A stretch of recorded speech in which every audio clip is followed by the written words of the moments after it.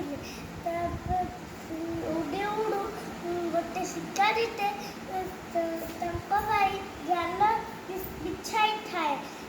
ସେମାନଙ୍କ ନଜର କିଛି ଦାନ ଉପରେ ପଡ଼ିଲା। ସେମାନେ ଗଲେ ରାଜା ଦେଖିଲେ କି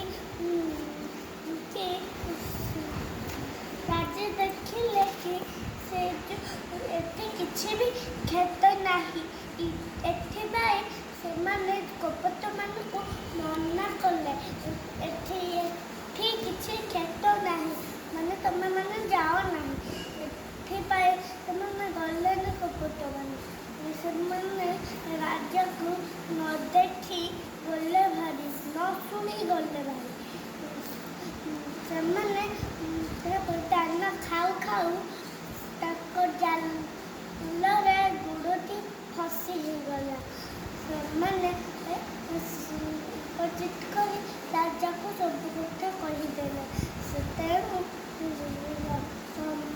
ତେଣୁ ରାଜା କହିଲେ କି ଆମେ ଆମର ଗୋଟେ ଗୋଟେ କରିକି ଉଡ଼ିଲେ ହବନି, ଆମେ ସମସ୍ତେ ଏକା ସାଙ୍ଗରେ ଉଡ଼ି ଯିବା।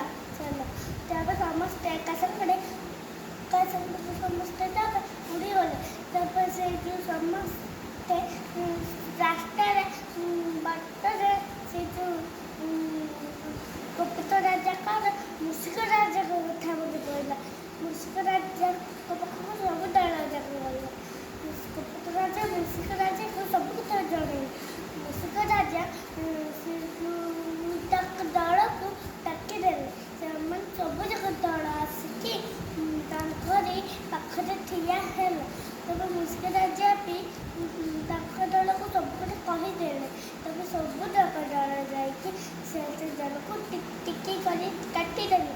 ତାପରେ ସମସ୍ତେ ବାହାରିକି ଆଜି ଯଦି ଆମେ ଆମର ରାଜ କଥା ଶୁଣିଥାନ୍ତୁ, ତାହେଲେ ଆମେ ଏମିତି ଅସୁବିଧା ପଡ଼ିନଥାନ୍ତୁ କେବେ। ତେଣୁ ସମସ୍ତେ ମିଶି କହିଲେ କି ଏକତା ହିଁ ଶକ୍ତି।